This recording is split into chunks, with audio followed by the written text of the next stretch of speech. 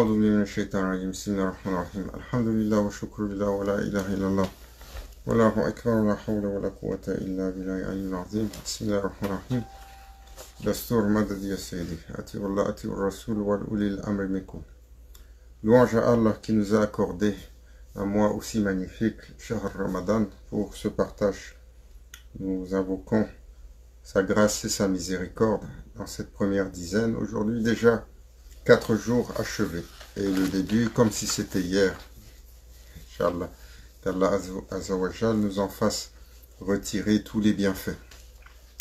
Nous allons continuer sur cette série. On m'a posé la question par rapport au livre de Maulana Sheikh Hicham qu'on est en train de commenter. C'est la science soufie de l'accomplissement de soi. Et où est-ce qu'on pouvait le trouver? Nous l'avons ici à Montréal, mais en règle générale, vous pouvez le trouver sur Amazon. Vous pouvez le trouver sur Amazon en cherchant Science Soufie ou les livres de Cheikh Hicham Kabani. Alors nous continuons sur les mauvaises manières. On avait commencé sur la colère et on était en train de finir la colère pour passer aux autres mauvaises manières. Et Grand Cheikh disait, Maulana Cheikh rapporte de Grand Cheikh Abdullah Faiz Dagestani, que le prophète sallallahu alayhi wa sallam a dit, que le prophète sallallahu alayhi wa sallam leur a donné aux Cheikh Naqshbandi, les instructeurs, les mouchidines, l'autorité et donc la permission d'examiner leurs disciples au moins 3 fois par jour et de les faire passer par une épreuve. Et pas simplement de les faire passer par une épreuve, mais également de leur donner cette sensation et ce sentiment qu'ils sont mis à l'épreuve, afin que ce discernement intérieur survienne et que le disciple alors mette l'intention de s'améliorer constamment. Et donc, Maulana Sheikh Hicham compare la colère à une bête sauvage qui rugit à l'intérieur de nous, dont notamment comme un chien qui est furieux, qui est en cage et qui veut sortir. Et il dit, si vous laissez la bête continuer à aboyer, alors cette colère va finir par imprégner le cœur. Et elle va se refléter sur le visage, ou pire encore, se refléter dans les actions, dans la parole. Mais par contre, si on contrôle ce qui arrive au niveau de l'émotion, au niveau du cœur, en restant silencieux et en l'empêchant de s'exprimer, alors tranquillement elle se dissipera. Et il rapporte ce que le prophète sallallahu alayhi wa sallam avait dit, qui nous est rapporté dans Sahih Bukhari, si l'un de vous s'emporte, alors qu'il garde le silence.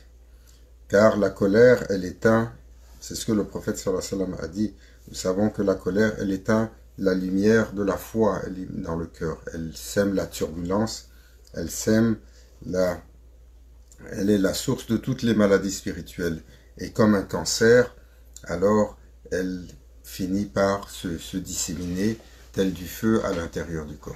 La colère est assimilée au feu et c'est un élément de turbulence, c'est un élément qui consume. Et telle la tumeur, Maulana Cheikh Hicham compare cette colère lorsqu'elle est dans le cœur comme une tumeur qui va finir par gangréner tout ce qu'il y a autour et par tuer toutes les cellules qui l'entourent avant de se généraliser. Ce feu va se répandre et c'est comme ça que nous le sentons. Lorsqu'on dit, le prophète sallallahu alayhi wa sallam a dit que l'ego est attaché au corps, il fait partie intégrante de l'humain, littéralement comme le sang qui coule dans nos veines.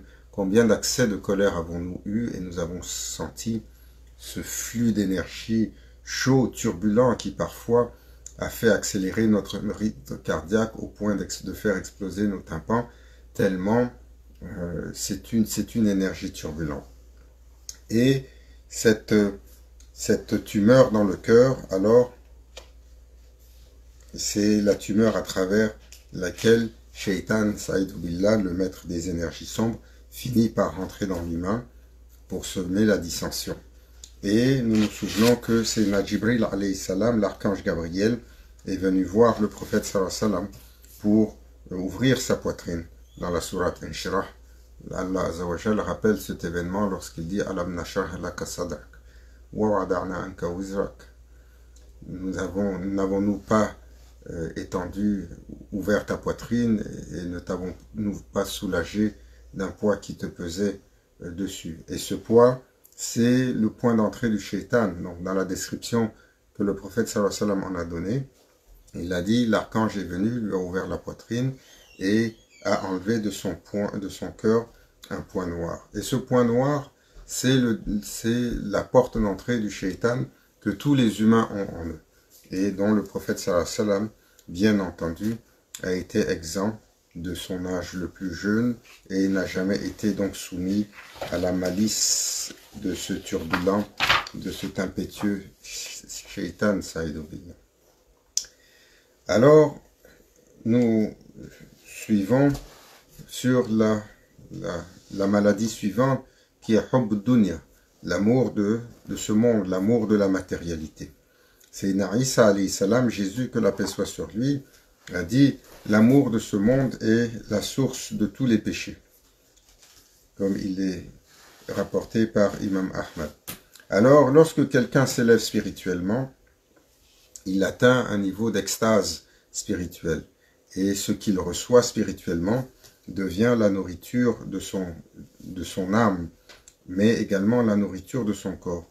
Il rentre dans une béatitude, dans l'élévation spirituelle, nous imprègne d'une lumière, d'une sérénité, d'un bonheur, d'une joie, d'une extase, qui fait que les choses de ce monde perdent leur éclat. Les choses de ce monde perdent de leur intérêt et perdent de leur attraction. Et car ce qu'il reçoit est une manifestation des attributs de beauté divine. Ces attributs qui, lorsque le serviteur s'élève, alors inonde son être. Et à ce propos, il faut se rappeler de la station de Sayyidina Yusuf alayhi salam. Vous savez, Joseph, le prophète qui a été le fils de Sayyidina Yaqub alayhi salam, l'un de ses 11 fils, il avait 10 frères et il a eu une vie très difficile, il a été mené en exil et cet exil l'a mené, après la trahison de ses frères qui ont essayé de le mettre à mort, l'a emmené jusqu'en Égypte. Mais Sayyidina Yusuf alayhi salam, lorsqu'il est arrivé en Égypte, il est rentré à la cour du pharaon et tout de suite, il avait une manifestation d'une lumière sur lui qui était si belle qu'elle corrompait littéralement même les femmes mariées en perdaient leur intégrité. Et c'est ainsi que lorsque l'épouse de Pharaon l'a vu, elle a tout fait pour se l'approprier. Et qu'est-ce que Sayyidina Yusuf alayhi salam a dit, alors qu'elle lui avait fait toutes les avances possibles, Amantu billah. Il a dit, je crois en mon Seigneur et je ne peux me pourvoir dans une telle chose.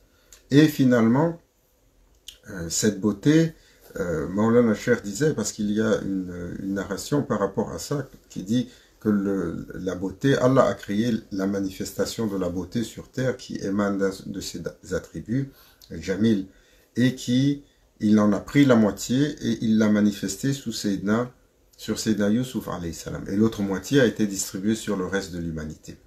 Et Maulana Cheikh Nazim avait fait un commentaire par rapport à cela pour dire, ne pensez pas que cette beauté est simplement une beauté physique. Non, il a dit cette beauté, ce n'est pas une manifestation, c'est une lumière que Allah descend sur l'intérieur de l'être qui fait qu'il irradie.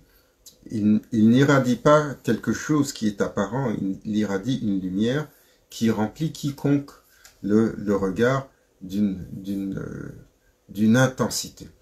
Et Sayyidina Yusuf alayhi salam, il est dit que quand la famine s'était sévie sur l'Égypte,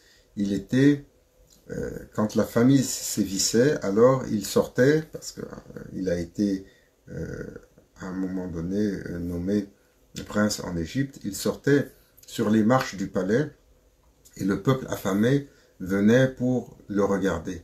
Et juste à le regarder, leur corps était, ils arrivaient à satiété. Donc leur famine s'apaisait et leur corps se gorgeait d'un flux de vie et d'une nourriture qui émanait de Sayyidina Yusuf alayhi salam, juste de sa manifestation. Donc à ce même titre-là, Maulana Cheikh nous rappelle que cette beauté, lorsqu'on fait la quête spirituelle, alors elle finit par nous nourrir de tous les bords. Et ce monde matériel, Hubb Dunya, le prophète sallallahu alayhi wa sallam a comparé ce monde matériel à un corps mort, à une charogne inerte. Il a dit c'est tel un corps qui ira en décomposition. Et nous savons qu'aux yeux d'Allah, cette matérialité ne vaut pas plus que l'aile d'un moustique. Alors, c'est une phrase que nous entendons souvent, à laquelle nous donnons peut-être un certain poids, mais nous n'en prenons pas la mesure complète. Nous n'en prenons pas la mesure complète, car véritablement, si nous en avions pris la mesure complète, alors nous serions peu attirés par l'illusion de ce monde. Sayyidina Mohammed, le prophète, afdalus salatu wassalam, pour donner une leçon à ses compagnons sur cette matérialité, un jour après la prière de l'aube, alors que le soleil était en train de se lever, il les adressa, il était dans le désert, et il leur demanda de se retourner. Le soleil venait en arrière de lui, il demanda, retournez et dites-moi ce que vous voyez qui est attaché à vous. Alors les compagnons lui dirent, Ya Rasulallah, ce sont nos ombres. Alors il leur donna un défi, en leur disant, celui qui est capable d'attraper son ombre, alors je lui donne mon manteau, je lui donne ma djouba. Et ainsi, les compagnons partirent en courant après leur ombre, essayant de l'attraper. Bien entendu, aucun n'arriva à l'attraper. Ils étaient arrivés à l'horizon, épuisés, et le prophète sallallahu alayhi wa sallam les rappela. Venez à moi maintenant. Et lorsqu'ils se rapprochaient vers lui, il dit, où sont vos ombres? Elles sont en arrière de nous. Lequel d'entre vous a réussi à l'attraper? Aucun d'entre eux. Il a dit, ces ombres sont-elles ce monde matériel, cette dunya, cette matérialité? Si vous vous tournez vers elle et vous lui courez après, vous ne l'attraperez jamais. Par contre, si vous lui tournez le dos à l'intérieur de votre cœur et que vous faites cette séparation de cœur par rapport à l'amour de la matérialité, alors Allah fera qu'elle viendra pour vous suivre et vous servir. Et ainsi, c'est Allah a établi cela lorsqu'il a créé la matérialité. Il lui a établi une fonction de serviteur. Ô Dunya, tu es un serviteur à ton Seigneur et j'ai créé un serviteur à mon Seigneur. Mais Allah Azza wa Jal adressait ce monde matériel au Dunya. Je t'ai créé pour les servir et je les ai créés pour me servir. S'ils se détournent de mon adoration vers toi, alors asservis-les. Et c'est ce qui nous arrive à tous et à toutes. Alors, le prophète sallallahu alayhi wa sallam a dit, lorsque les gens se rassemblent pour mentionner le nom d'Allah Azza wa Jal, alors le Seigneur les mentionne dans une meilleure assemblée. Parce qu'ils se détournent des choses de ce monde et se rassemblent ensemble pour parler de leur Seigneur ou pour faire le dhikr. Et cela est issu d'une fameuse narration du prophète sallallahu alayhi wa sallam également, où est-ce qu'il est venu à trouver un groupe de compagnons et leur a demandé ce qu'ils faisaient. Ces derniers leur ont dit, nous ne sommes là qu'à réciter le nom d'Allah et à le mentionner. Et il leur posait la question, par Allah, est-ce vraiment la seule chose que vous faites? Ils disent oui. Ils dirent oui. Et il leur dit, parce que j'ai reçu la visite de Sayyidina Jibril alayhi salam qui est venu me dire que Allah Azza wa Jal a reçu les mentions d'une assemblée et il les a mentionnées dans son assemblée. Et il leur pardonne et répond à toutes leurs doléances. Et je viens vous annoncer cette bonne nouvelle que vous êtes destinés au paradis. Alors, Maulana Cheikh nous rappelle que les gens aujourd'hui s'embellissent et se parfument et sortent pour pouvoir avoir une belle odeur. Mais l'odeur, malgré le parfum que nous mettons, les anges fuient les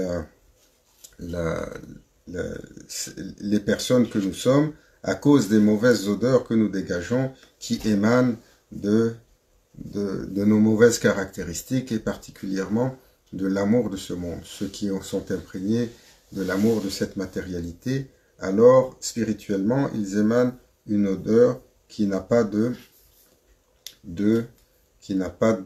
qui est répugnante pour les anges et particulièrement pour les awliya, les saints. Alors un sage alim de l'Inde avait dit une fois, je me souviens, il avait fait la comparaison de ce monde matériel comme un océan sur lequel le serviteur doit naviguer. Il doit voguer dans le bateau, le bateau de la sécurité et de l'amour d'Allah. Et il ne doit jamais laisser rentrer l'eau de cet océan dans le bateau. Car comme lorsque vous naviguez sur l'océan, dans votre barque, si l'eau de l'océan rentre dans votre barque, alors qu'est-ce que cela va faire? Ça va faire couler votre barque. Et donc il comparait la barque sur laquelle nous naviguons dans cette dunya au cœur. Nous devons interagir avec ce monde matériel, mais jamais nous ne devons le laisser pénétrer notre cœur. Alors c'est Shah Naqshband, le grand maître de l'ordre Naqshband, dit il faut se rappeler que, comme beaucoup de serviteurs, c'était un homme excessivement riche. Mais c'était un homme riche à qui Allah Azzawajal avait donné la richesse parce qu'il respectait le bien qu'il avait, ne le dilapidait pas et l'utilisait à bon escient. Et il était pratiquement, la moitié de la ville de Bukhara lui appartenait à un moment donné. Qui a été aussi riche que ça parmi les grands serviteurs? On doit se souvenir de la richesse de Sayyidina Ibrahim alayhi salam, à qui Allah Azzawajal a donné un cheptel si important qu'il devait être gardé par 12 000 chiens. Et lorsqu'on était dans la vallée, à perte de vue, on voyait le cheptel de Sayyidina Ibrahim alayhi salam, qu'il a sacrifié juste en quelques instants, lorsque l'archange Gabriel lui a récité Subu Kudus Rabbuna Rabbul Malaikat wa Ruh. Il a trouvé cette mention si sublime qu'il lui a dit, je te donne la moitié de mon cheptel. Et après, je te donne encore l'autre moitié si tu me la donnes, si tu me récites ça encore. Et quand il a dit, récite-le-moi encore, qu'il n'avait plus rien, alors c'est Najibri, l'archange Gabriel, lui a dit, mais tu n'as plus rien à donner. Il a dit, si, j'ai moi-même à te donner en tant que serviteur. Et parmi les serviteurs riches, il y avait également Sayyidina Suleiman alayhi salam, le roi Salomon, qui avait le contrôle sur tous les éléments, le contrôle sur les djinns, qui allaient extraire les trésors de la terre et les pierres précieuses. Il était si riche que son palais était fait d'argent, d'or, sa salle de trône, et un cristal qui était aussi transparent que la vitre d'aujourd'hui. Et malgré cela, il était humble et dans son quotidien, il fabriquait des paniers qu'il faisait vendre pour se rappeler l'humilité face à toute cette richesse. Sayyidina Osman ibn Affan, bien entendu, le fameux compagnon radiallahu anhu du prophète sallallahu alayhi wa sallam, qui était très riche. Sa richesse venait de celle de Abraha, ce fameux tyran qui avait essayé d'envahir la Mecque à peu près au temps de la naissance du prophète sallallahu alayhi wa sallam, lorsque ces gros souverains, l'événement qui est mentionné dans la sourate Fil, la sourate de l'éléphant, lorsque les souverains allaient en guerre, ils se déplaçaient avec leur butin, justement pour ne pas que ce soit pillé après eux. Et comme son armée a été anéantie par les oiseaux à Babil, alors son trésor est resté comme ça, et le grand-père de Sayyidina Osman ibn Affan avait ramassé une bonne partie de cela. Parmi les hommes riches également, c'est Cheikh Abdul Qadir Jilani, et chaque fois que les mauvais pensants de ce monde étaient venus les mettre les questionner sur leur richesse, il leur avait toujours donné de belles leçons de morale pour impliquer que le détachement du monde matériel n'est pas dans l'apparence et dans ce que nous faisons, mais véritablement dans le cœur. Et alors, Maulana Cheikh nous rappelle que dans ce monde, il nous rappelle cette fameuse histoire de la loyauté, que le serviteur, malgré toutes les choses de ce monde, doit avoir envers son cher, et ne pas se laisser subjuguer par les choses de ce monde. L'histoire d'un fameux cher qui s'appelait Cheikh Abdul Wahhab Shahrani. Cheikh Abdul Wahhab Shahrani était un cher qui avait beaucoup de disciples, et il était toujours à la sunna du prophète sallallahu alayhi wa sallam. Il ne gardait rien chez lui.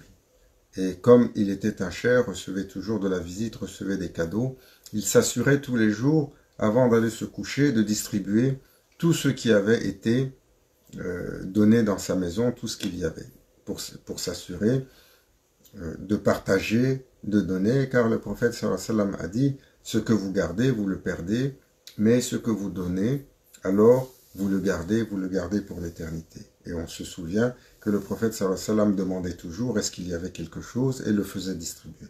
Donc il a gardé cette sunna. Et un jour, alors qu'il avait reçu de la viande très tardivement le soir, et quelqu'un avait apporté ça, et sa fille n'avait pas eu le temps de le distribuer. Donc il est allé se coucher, mais il n'arrivait pas à dormir. Il tournait en rond, tournait, et finalement, il était revenu, il avait demandé aux gens de la maison, est-ce qu'on a distribué tout ce qu'on avait aujourd'hui? Finalement, sa fille lui a dit non, oh mon père, nous avons reçu une épaule d'agneau qui nous a été offerte, mais il était tard, je n'ai pas trouvé à qui la donner. Alors, Cheikh Abdul Wahhab Shahrani a pris cette épaule, est sorti, est allé dans les rues de la ville très tard le soir, car tout le monde était déjà couché, et il n'a trouvé que des chiens errants. Alors il a coupé la viande en petits morceaux qu'il a distribué aux chiens errants qui étaient très contents. Finalement, il est rentré, il s'est couché, et quand il est arrivé pour la prière du matin, les prières de nuit avant le Fajr, il a trouvé beaucoup de chahuts dans la zaouia. Et les disciples qui étaient venus pour la prière étaient en train de se bagarrer avec les chiens, et les chiens étaient tout autour de la zaouia et essayaient d'être là. Et le cheikh leur avait dit, laissez-les tranquilles, regardez comment ils sont fidèles, comment ils sont honorables ces chiens. Hein? Pourquoi vous voulez les chasser? Regardez, je leur ai donné de la nourriture une fois, regardez comment ils sont fidèles. Ils sont capables de prendre tous les coups du monde juste pour être là. Et vous, depuis que vous êtes ici, je vous nourris tous les jours, mais alors, quelle fidélité vous avez? Nous arrivons sur la mauvaise manière suivante, qui est la méchanceté. La méchanceté, al-hiqt. Le prophète sallallahu alayhi wa sallam a dit, ne soyez pas méchants les uns envers les autres, comme il est rapporté par Ibn Majah. Et a donné le remède à ce défaut, le défaut de la méchanceté. Quiconque regarde son frère avec amour, il n'y aura jamais de méchanceté dans son cœur, comme il est rapporté par le compagnon Ibn Abbas. Alors, cette directive est importante de ne pas avoir cet esprit de méchanceté, et la guérison pour cela, la prévention pour cela, c'est de se regarder les uns les autres avec amour, ce qui est difficile, parce que nos êtres sont toujours polarisés par nos égos, et nos égos ne sont pas des êtres amoureux. Ils sont capables d'aduler ou d'adorer leurs stars, ou les gens qui les impressionnent, parce que l'ego a ce défaut, mais l'ego n'a pas de manifestation d'amour. Et donc, nous devons apprendre à nous aimer les uns les autres et à nous exercer en cela. Comme le prophète sallallahu alayhi wa sallam a montré cela, toujours son cœur plein d'amour pour toutes les créatures, comme les prophètes et les messagers nous l'ont montré, et comme les machères nous le montrent. Alors, une communauté qui est sur le chemin le chemin d'Allah, le chemin du prophète sallallahu alayhi wa sallam, celui de ses compagnons et des awliya, n'aura jamais cette intention de nuire et de détruire aux autres. Hein, parce que l'imitation des compagnons, l'imitation du prophète sallallahu alayhi wa sallam ou des awliya amène à cette noblesse de caractère et à s'éloigner des caractères destructifs. Et c'est pour cela que Allah Azza wa Jal nous raconte cette fameuse histoire entre deux voisins à qui il a donné à l'un d'entre eux un jardin luxuriant et plein de choses, qui tout de suite, de par ce qu'il avait, a commencé à se vanter sur son voisin et à dire « Regarde comment mon jardin est plus nanti que le tien, pas seulement mon jardin, mais ma famille, j'ai plus d'argent. » Et tout de suite, c'est une caractéristique, Maulana Cheikh, il souligne, qui est à la source de cette méchanceté qui nous habite, hein, de la compétitivité dans ce monde.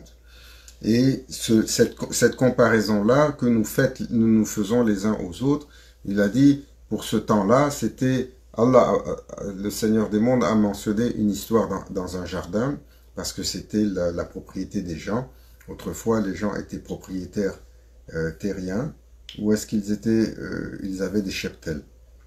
Mais, Maulana Cheikh nous rappelle, aujourd'hui, cela va se manifester dans nos biens, qui sont nos biens immobiliers, voitures ou nos maisons, qui représentent un peu les montures d'autrefois. Et que nous avons, et qui manifeste en nous une source de fierté.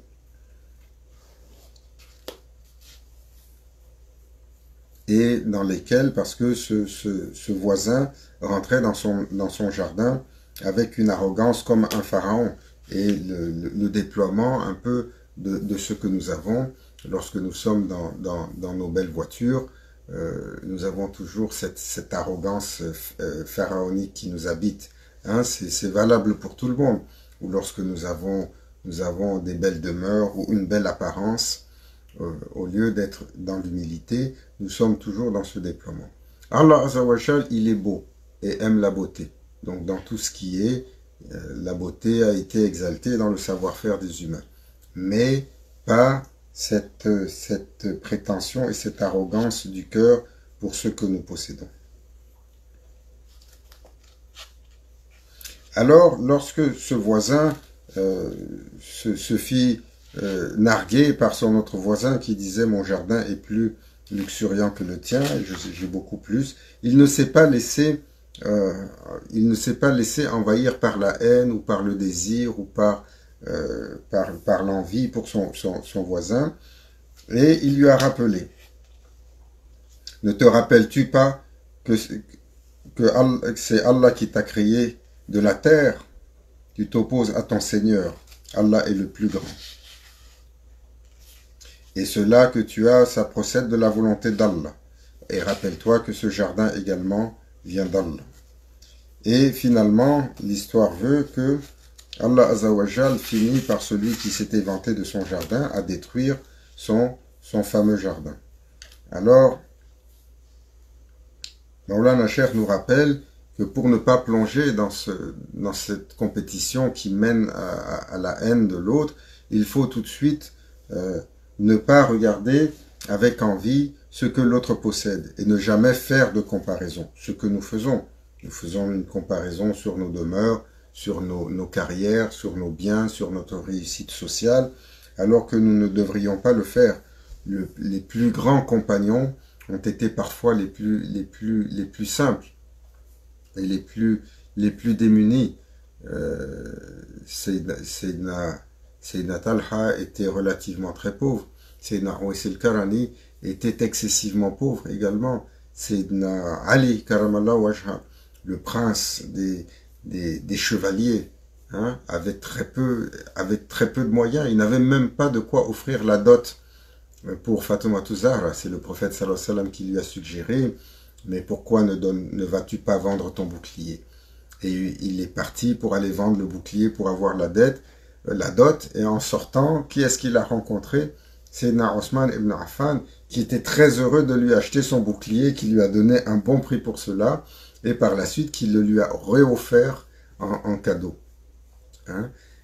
Et il était fréquent que Sayyidina Ali Karamallah Wajha au combat monté sur une monture, et ce n'était pas ni le plus élégant et le plus rapide des chevaux arabes, ni le chameau le plus de la race la plus noble, mais c'était parfois sur un âne, sur une mule, que Sayyidina Ali se rendait au combat, Karamallah Wajha. Et l'autre exemple parmi les compagnons, c'est Salman Farisi, hein, Salman le Persan, duquel le prophète sallallahu alayhi wa sallam, il a dit, il est de moi, il fait partie de moi, il fait partie de ma famille, et qui est l'un des grands chers de la Silsila Naqshbandi. C'est lui qui a hérité du secret de cet ordre soufi après Sayyidina Abu Bakr al-Sadiq, avant de le retransmettre à Qasim, qui était le petit-fils de Sayyidina Abu Bakr al-Sadiq. Et donc, Sayyidina Salman Farisi était très démuni. On se souvient que lorsqu'il était du temps du prophète sallallahu alayhi wa sallam, parfois il travaillait comme porteur. Il allait pour regarder les gens qui avaient besoin que l'on porte leurs choses. Il le portait sur lui, quelque temps, de quoi donner à manger à sa famille. Et par la suite, dès que la famille avait assez, il revenait pour faire le compagnonnage avec le prophète sallallahu alayhi wa sallam. Et lorsqu'il a été élu par la suite, lors des conquêtes de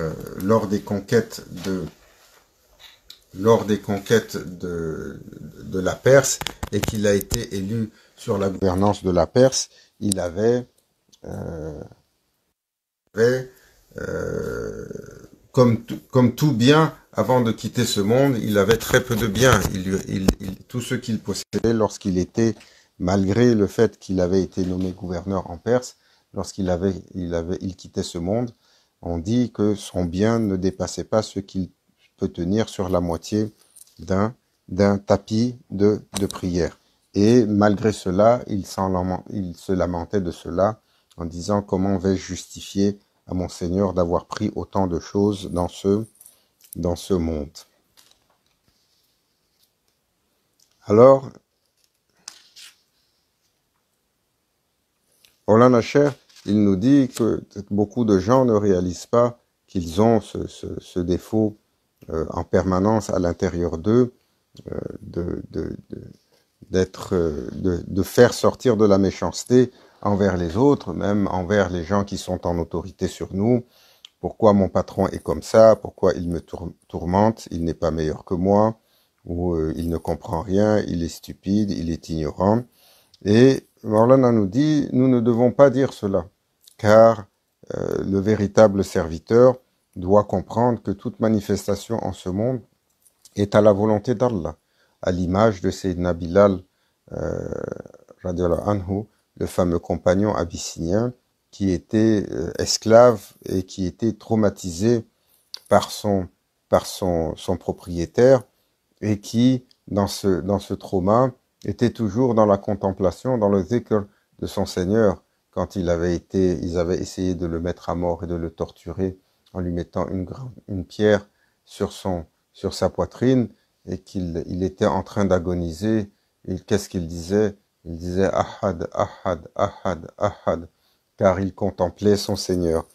Et lorsqu'il avait été libéré, affranchi par Sayyidina Abu Bakr al-Sadiq, ce noble compagnon, qu'est-ce qu'il avait dit lorsqu'on lui avait dit: tu dois être heureux d'avoir été affranchi? Il avait dit: cela ne fait pas de différence, libre ou affranchi ou esclave, j'étais dans la contemplation de mon Seigneur, heureux de ce qu'il me donne.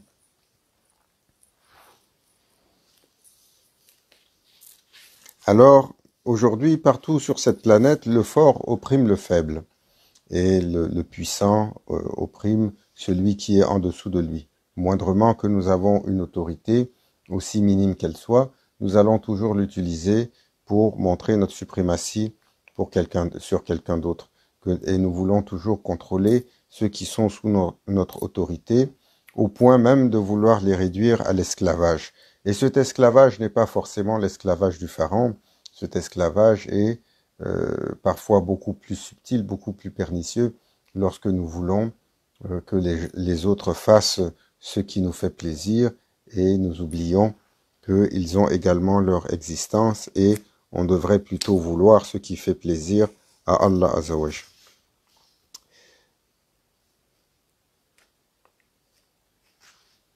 Et pour pouvoir combattre un peu cette maladie, Maulana Cheikh nous rappelle que la meilleure cette maladie de la méchanceté les uns envers les autres, la meilleure arme est également, au-delà de l'amour, c'est la compassion et la douceur les uns envers les autres.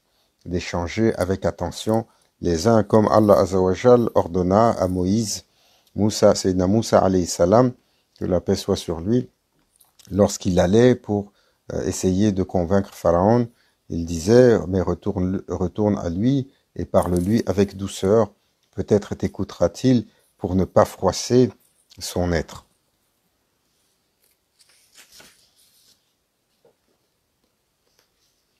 Donc c'est Moussa alayhi salam, malgré tout ce qui lui a été fait, il nous a enseigné de ne pas manifester notre haine les uns envers les autres, de ne pas tuer également pour pouvoir pour pouvoir assouvir notre vengeance. Hein. Il ne lutta pas contre le pharaon, excepté jusqu'à la dernière minute. C'est Allah qui permis que soit refermée sur Pharaon la mer qui s'était ouverte. Hein. Il n'a pas amené le peuple d'Israël en révolte contre le pharaon.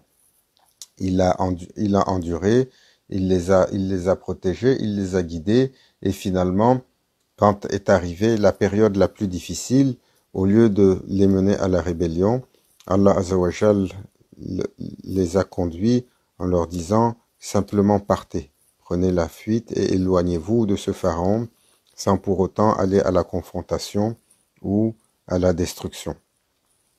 Et de même que le prophète Afdalou Salatu Wassalam, lorsqu'ils ont été opprimés par les gens de la Mecque, par les habitants de la Mecque, par les gens de la tribu de Quraysh, sur les premières années de l'islam, malgré toute l'oppression qui avait été faite aux compagnons, jamais ils n'ont retourné, car le prophète sallallahu alayhi wa sallam leur interdisait de retourner le mal qui leur a été fait, et ce n'est qu'une dizaine d'années, on disait, après qu'ils aient été dans cela et que leur intérieur soit devenu miséricordieux et droit et vertueux, qu'il leur a été donné l'autorisation de se défendre et donc de faire le djihad pour arrêter l'oppression.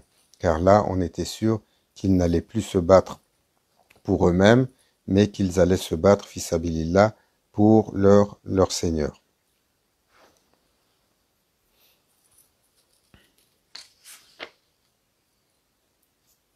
Et Maulana Cheikh, nous allons finir par cette fameuse histoire à propos de Sayyidina Omar, radiallahu anhu, qui a entendu le prophète sallallahu alayhi wa sallam un jour faire la louange d'une personne qui était de passage et qui était partie.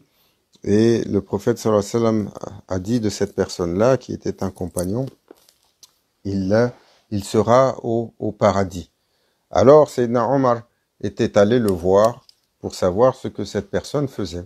Il était arrivé chez lui pour demander la visite. Et vous savez, la tradition, quand quelqu'un vient chez vous, vous le recevez 3 jours sans poser de questions, il est nourri.